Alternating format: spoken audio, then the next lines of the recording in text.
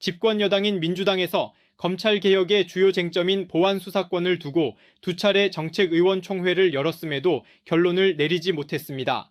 보안수사권의 필요성에 대한 여당 내 찬반 입장이 팽팽하게 맞섰기 때문입니다.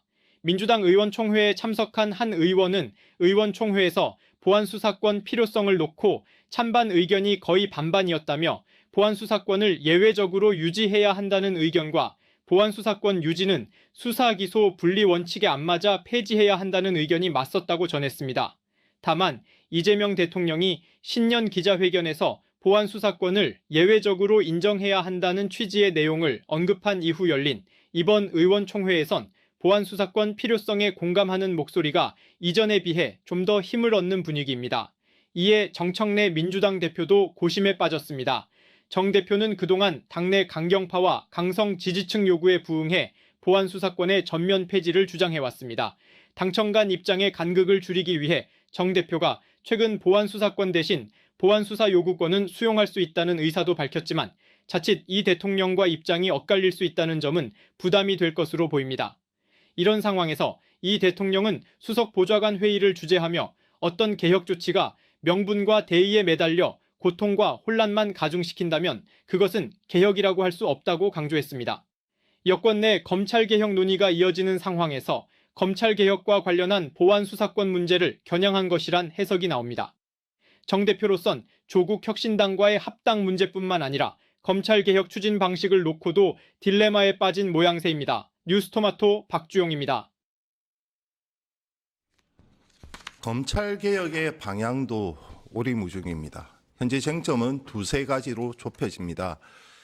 중대범죄를 담당할 중수청의 수사 범위, 중수청의 이원화 구조, 그리고 보안수사권 존치 여부입니다.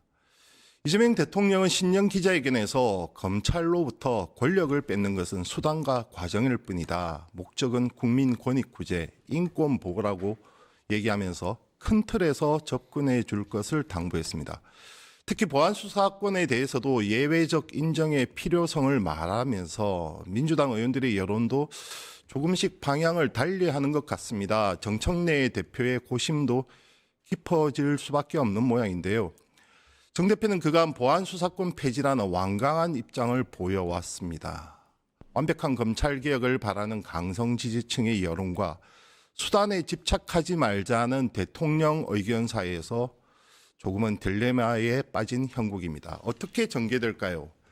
민주당 사정을 잘 아시는 두 분 모셨습니다. 김성수 시사평론가 그리고 김상열 시사평론가 두 분 모셨습니다. 안녕하세요. 안녕하세요. 김성수입니다. 본론 들어가기 전에 이거는 또 안 여쭐 수가 없죠. 어제 민주당을 뜨겁게 했던 네. 조국 혁신당과의 합당 제안. 네. 자, 합당에 대한 지금 찬반 논쟁은 없어요. 그렇죠. 사실상. 방향성은 네, 방향성에 대해서는 대부분 동의를 하는 것 같은데 이것이 아무런 절차적 과제에 대한 지적이 너무 많아요. 최고위원들 특히 지도부 내에서도 20분 전에 일방적으로 통보를 받았다. 이현주 최고 같은 경우는 지금 재신임을 묻겠다고까지 얘기했단 말이에요. 어떻게 보십니까? 그러니까 같은 생각을 가진 사람들이 함께 모여서 가고 그다음에 이 같은 생각의 범위를 넓혀가고 이런 건 다 동의를 하죠. 근데 중요한 거는 타이밍과 절차 뭐 이런 건 것 같아요. 그러면 그 타이밍은 어떻게 정할 것이냐. 그냥 지도자가 그냥 이때야 라면 되는 것인지 아니면 현실적으로 많은 사람들의 사정을 고려해서 상황을 고려해서 네. 가는 것이 맞는 것인지 그리고 그 속에서 절차라는 것을 존중하는 것이 중요한 것인지 네. 이런 부분이 지금 논란이 되고 있는 거 아닌가 이런 생각이 들고요. 저는 뭐 이 얘기를 듣고서 대표가 먼저 굳이 이 얘기를 꺼낼 필요가 있었을까? 이것을 찬성하는 사람들이 꽤 있잖아요. 그럼 네네. 그 사람들이 자연스럽게 공론회장의 이야기를 표출해 가서 반대 의견이 나오게 하고 그걸 들은 상황에서 대표가 결단하는 방식 뭐 이런 식으로 갔다면 지금 이 정도의 어떤 혼란은 없었을 혼란은 것이다. 없지 않았을까라는 아쉬움이 있습니다. 어떻게 보십니까? 저는 방향도 잘못했다고 생각이 되는 게요. 네네. 이재명 대통령께서 이전 그 총선 때 명확하게 우리 정치가 나아갈 방향에 대해서 얘기를 했어요. 그 방향은 뭐냐면 다양한 의견들이 좀 더 의회로 수렴되고 자유롭게 토론할 수 있는 그런 문화가 돼야 된다. 그러기 위해서는 다당제가 발전해야 되고 작은 차이들이 오히려 더 돋보이게 되는 그런 구조가 필요하다. 그런데 왜 합합니까? 자꾸 합해서 뭐 하려고 그러죠? 선거 연대라고 하는 게 얼마든지 가능하다는 사실을 전부 다 몸으로 다 익숙하게 이제 느끼고 있는데 네네. 심지어 지민 비조라고 하는 그런 구조가 구호가 나왔었어요. 그 혜택을 누가 가장 많이 받습니까? 그럼에도 불구하고 왜 합칩니까? 그리고 1월 6일까지 정청래 대표는 본인이 잘 가는 유튜브에 가서 합당이 어렵다고 얘기했어요. 서로가 선거를 앞두고 이해관계가 굉장히 많이 엇갈리기 때문에. 근데 갑자기 20일도 안 돼서 그게 바뀐 이유가 무엇입니까? 그리고 방향이 잘못됐기 때문에 무리를 하게 되는 거예요. 방향이 같다고 생각한다면은 자연스럽게 설득되고 토론되고 우리 김평론가님께서 말씀하신 것처럼 먼저 얘기하고 길을 닦아주는 사람들이 나오기 마련입니다. 그런 사람들이 없으니까 당대표가 절차하고 당규고 다 무시하고 갑자기 깜짝 쇼를 할 수밖에 없는 거 아니겠습니까? 저는 방향에 대해서 철저하게 점검을 하고 특히나 당대표가 이건 원칙적으로 보면 해당 행위이기 때문에 해당 행위에 대해서 책임을 져야 되는 그런 상황이다. 해당 행위까지 이 정도 제안을 하면서 대통령과 사전 교감이 없었겠습니까? 어제 분명히 그 입장들은 나왔다고 생각하는데요. 사전에 대통령의 지론은 서로가 비슷한 생각을 갖고 있는 사람들끼리는 함께할 수 있다라고 하는 게 지론이었죠. 네네. 그런데 조율이라고 하는 건 또 다른 말이겠죠. 그래서 조율은 없었다라고 하는 게 확인이 됐기 때문에 이것은 당 대표가 독단적으로 특정한 다른 목적이 있어서 한 것은 아닐까 이런 의혹들을 갖고 있는 것이죠. 실제로 지금 지방선거에 있어서 호남에 너무나 큰 공을 들여왔던 정청래 대표의 입장에서는 호남에서 혹시라도 한 석이라도 뺏기면 전체 지방선거는 이겨도 당대표로서는 지인 결과가 될 수가 있거든요. 그 부담이 너무 컸던 건 아닐까 그런 분석들도 나오고 있는 상황이기 때문에 방향이 정말 옳은 것인지를 따져봐야 된다고 생각합니다.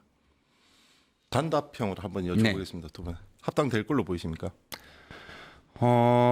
궁극적으로 대선으로 가는 과정에서는 합당이 될 것으로 저는 생각을 해요. 네네.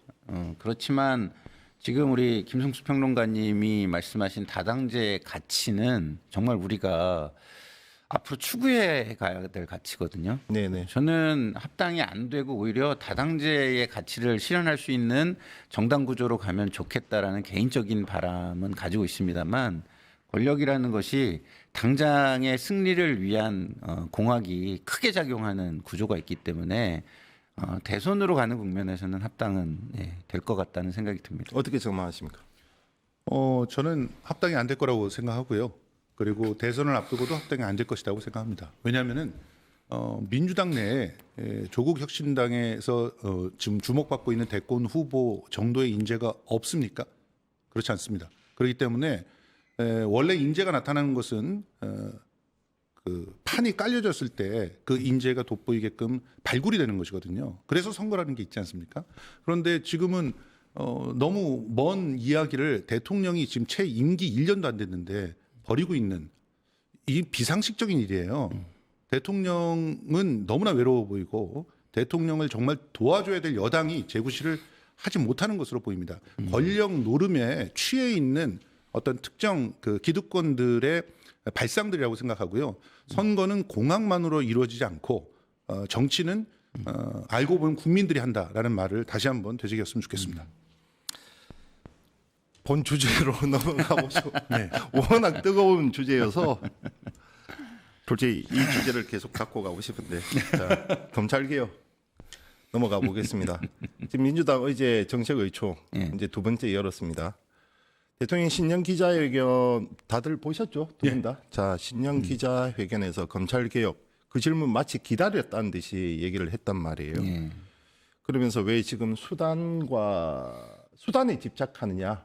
목적 좀 큰 틀을 얘기를 했고 특히 보안 수사권 여부에 대해서는 기본적으로는 기소와 수사의 분리를 얘기하면서도 예외적 필요성의 현실적 논리도 있었단 말이죠. 예. 그러면서 민주당 의원들도 좀 방향이 좀 달라졌습니까? 어떻게 보십니까? 자, 어느 분부터? 저는 의견이 달라졌다기보다는 다양한 의견이 나와서 집단 지성 내지는 수기로 갈 수 있는 분위기를 형성해 줬다라는 데 굉장히 큰 의의가 있다고 생각을 하고요. 대통령께서 그렇게 울타리를 쳐주니까 뭐 지지층의 비난이 무서웠던 사람들이 네네. 이제는 자기 생각을 좀 표출할 수 있는 분위기가 됐다. 이렇게 좀 정의를 하고 싶습니다. 아니, 저는 그 지점이 이해가 안 되는데 국회의원 한 분 한 분이 다 입법기관 아닙니까? 왜 지지층의 여론은 무섭고 왜 자기 소신은 없고 지금 민주당 의원들 대부분 그렇지 않나요? 잘못된 것이죠. 실제로 지금 보안 수사권이라고 하는 말은 마치 볼드모트처럼 숨겨져 있는 절대로 밖으로 꺼내서는 되지 않는 그런 말로 치부됐는데요. 어떤 흐름들이 이 현상을 만들어냈다고 보거든요. 그러니까 일단 첫 번째 단추를 얘기하지 않을 수가 없습니다. 문재인 정권 내에서 검찰 개혁을 약속했던 대통령이 검찰 개혁의 적임자라고 생각하는 분을 법무부 장관으로 앉혔단 말이에요.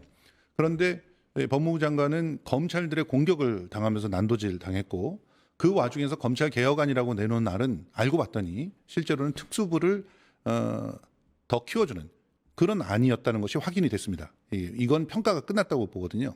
그래서 처참한 검찰 개혁의 실패를 우리는 경험으로 삼고 있기 때문에 그 검찰 개혁을 완전히 해내는 게 과연 무엇인가? 더군다나 그런 어설픈 칼부림 때문에 검찰 정권이 탄생했고 거기서 네네. 계엄까지도 경험했기 때문에 당연히 이 검찰 개혁안이라고 하는 것을 더 강하게 마치 종기를 뽑아내듯이 해야 되는 거 아니냐 이렇게 생각을 하게 됐죠. 그리고 그 논쟁을 주도했던 분들은 어떤 면에서는 굉장히 정치적으로 움직이셨거든요. 그러니까 목적이 검찰을 제대로 국민들의 피해가 없도록 만드는 그런 고민을 하는 게 아니라 자신들이 혹시라도 잘못 칼을 또 휘두르다 보면 조국 전 법무부 장관처럼 보복을 당하지 않을 것인가 이런 공포까지도 있었다고 봐요. 그래서 완벽하게 칼을 뺏는 일에 집착을 하게 됐던 것이죠. 그러다 보니까 검찰 개혁안이 망가지고 있는 것도 어떤 면에서는 거기에 대한 그 발언을 갖다가 하지 못하게 되는 상황으로까지 만들었다고 생각을 해요. 특히 이걸 주도하고 있는 강경파 의원들 중에서는 자신의 입장을 계속 상황에 따라 바꾸면서까지 검찰에게 아무것도 주지 않는 것으로 결론을 내리려고 주도를 해왔는데요. 비로소 이성을 찾게 되었다라고 생각을 하고요. 이제는 진짜 제대로 된 시스템이 무엇인가를 고민할 수 있는 기회가 대통령 덕분에 열렸다. 그런 측면에서 이 기회를 허투루 보내서는 안 된다. 시간이 너무 없다. 이런 말씀을 꼭 드리고 싶습니다. 동의하십니까? 네. 검찰이라는 거는 포장지인 거죠. 중요한 거는 검찰이 가지고 있는 권력이 어떻게 쓰였는가에 대한 반성인 거거든요. 네네. 그러면 그 권력은 어디로 간다고 사라집니까? 사라지는 게 아닙니다. 그렇죠. 이 경찰로 가든 아니면 신설 기구로 가든 그 권력을 어떻게 통제할 것이냐. 그러면 그 권력이 신설 기구로 가기만 하면 과거 형태여도 되는 겁니까? 안 되는 거잖아요. 네네. 그렇기 때문에 대통령께서는 말씀하신 대로 지금 이게 누구를 위한 개혁이고 무엇을 위한 개혁인지를 정확히 좀 하면서 가자. 그러려면 그 안에 절차적인 것도 충분히 갖춰가면서 그리고 나중에 이 개혁이 이루어졌을 때 역풍이 아니라 지속 가능성과 안정성을 가지는 개혁이 됐으면 좋겠다. 그리고 그것이 국민에게 체감되는 훌륭하다고 평가받는 그리고 결과가 책임지어질 수 있는 그런 개혁이었으면 좋겠다라는 말씀을 하신 것으로 보이기 때문에 저는 그 안에서 가장 빠른 방법을 찾아 나가야지 빠르게 하고 싶다고 빠른 것만 중요하고 그러면은 나머지 안전, 결과 이것은 안 중요한 것이냐라는 근본적인 어떤 자문을 할 수 있게 만들어 주신 것 같아서 저는 100% 동의합니다. 이 부분 한번 짚어보죠. 대통령이 신년 기자회견에서 검찰개혁 관련해서 본인이 가진 철학과 그리고 방향에 대해서 좀 얘기를 하면서 분명히 정책의총에서의 모습이 좀 바뀌었단 말이죠. 그렇죠. 자, 그러면 민주당 의원들은 기본적인 자신이 갖고 있는 소신이 없었던 겁니까? 이렇게 물을 수밖에 없잖아요. 그러니까 대통령 말 한마디에 오가냐라고도 반문을 할 수가 있는 거고. 그렇죠? 또는 그냥 누구 대통령이 이제 저렇게 말하니까 그 전에 자기가 갖고 있던 소신을 내보이는 거냐 이렇게도 물을 수가 있는 거고. 아니 집권 여당인데 어디 지금 누굴 의식하는 겁니까? 예전에 있었던 정말 그 소장파 초선 뭐 이런 분들의 목소리 뭐 이건 뭐 여야 할 것 없이 똑같지만 그런 소신들이 없는 것 같아요. 네. 그러니까 저는 이렇게 생각이 들어요. 정치는 현실 속에서 이루어지는 거여서 이상만 추구할 수는 없어요. 그렇지만 또 이상이 없이 현실만 쫓는 것도 문제가 굉장히 심각한 겁니다. 근데 지금은 이상을 가진 사람들이 별로 없는 것 같아요. 이상을 추구하되 현실적인 방법을 동원해서 이상으로 가는 지혜를 발휘해야 되는데 지금은 현실에서 나한테 이게 득이 되느냐 득이 되지 않느냐로 정치를 하시는 분들이 너무 많아진 것 같다. 네네. 사실은 그거는 스몰 정치, 작은 수준의 정치에서는 그럴 수 있다고 봐요. 네네. 근데 지도자가 되려면요. 그래서는 저는 안 된다고 봅니다. 김대중 대통령처럼 노무현 대통령처럼 민심의 바다에 자기를 던져서 내가 죽을지 안 죽을지를 시험해 봐야 된다.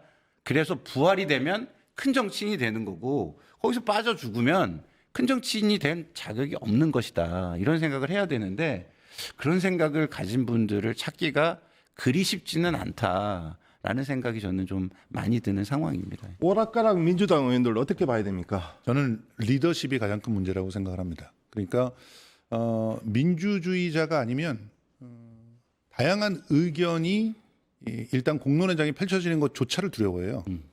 그게 지금 현재의 민주당이라고 생각을 하고요.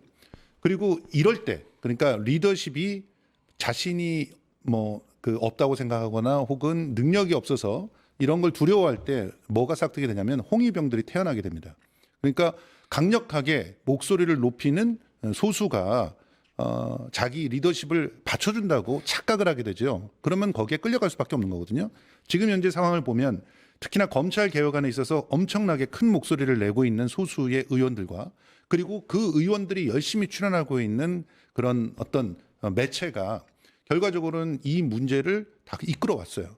그리고 그 매체에 함께 그 열광하고 있는 그런 저희들이 그 공식적으로 제가 이제 문화평론도 하기 때문에 그런 얘기를 씁니다만은 일종의 컬트적인 그런 숭배를 보이고 있는 그런 그 분들에 의해서 공론회장이 훼손돼 왔던 것이죠. 그러다 보니까 이 안에서 올바른 목소리들을 내려고 노력하는 사람들은 심지어 문자 폭탄을 맞고 그리고 뭐 배신자로 낙인이 찍혀가지고 그 장에서 배제되는 그런 모습들까지 보여왔습니다. 실제로 종편이든 이런 뭐 유튜브든 어떤 그 공간들에서 다른 목소리를 내는 사람을 찾기가 힘들 정도였어요. 그런데 그것을 대통령께서 바로 잡은 거죠. 공론회장이 이렇게 훼손돼서는 안 된다. 그리고 지금 진짜 중요한 것이 무엇인가를 자신의 경험을 통해서 사실은 그 짧은 시간 안에 정말 호소력 있게 설득을 해냈다고 생각합니다. 그러다 보니까 이제 민주당 내에서도 다른 의견들이 나오기 시작했고 제 한마디만 더 드리면 네네. 보안 수사권 이게 굉장히 지금 왜곡된 개념으로 많은 국민들에게 설명이 되어 있는 상태예요.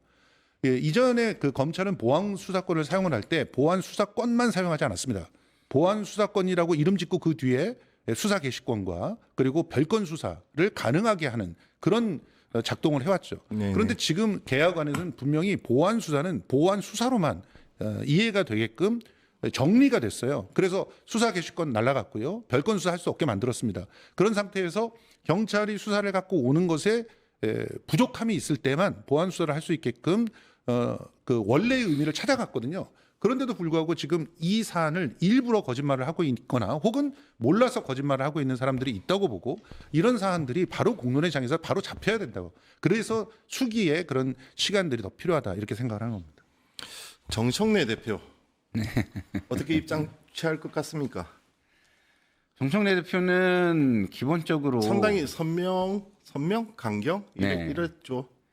그랬었죠. 네. 근데 어쨌든 뭐 현재 대통령의 또 눈치를 안 볼 수도 없는데 성향 자체가 워낙 당신이 해야 되는 본인을 규정을 가장 많이 한 그 정의가 뭐냐면 자발적 사회주의자예요. 뭐냐면 사람들이 모인 데 가면은 본인이 사회를 봐야 된다. 네.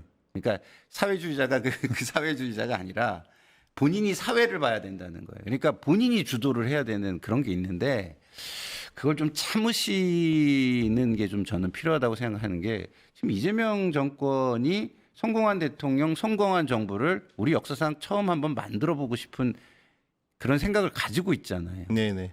그러면 당대표가 적어도 그것을 돋보이게 해주는 역할을 하고 난 다음에 그것에 문제가 있을 때 용기 있게 문제 제기를 하거나 바로잡거나 내지는 좋은 방향으로 트는 핸들의 역할, 브레이크의 역할을 해주면 되는데 그게 아니라 본인이 엔진이 되겠다고 한다면 그것은 안 된다라는 생각이 드는데 지금도 만약에 입장을 조금 바꾸시려고 한다면 저는 좀 솔직해질 필요가 있다.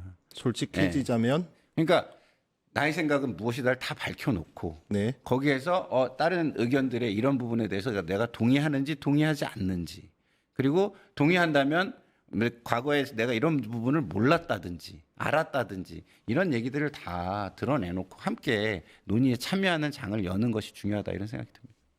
네, 정청래 대표가 지금 보안 수사권을 강경하게 의원 시절에 부정했던 건 사실이잖아요. 네네. 그러니까 이 부분은 의원의 소신이라고 생각을 해요. 그런데 당 대표가 되면 달라져야죠, 당연히. 당 대표는 자기의 소신을 관철시키는 자리가 아닙니다. 그렇게 하다 보면 독재가 되는 거죠. 네네. 그리고 입틀막을 만들 수밖에 없는 거고요. 지금 이 조국 혁신당과의 합당 문제도 자기의 의견을 관철시키려고 하다 보니까 민주주의를 파괴하는 그런 행태를 보일 수밖에 없었고요.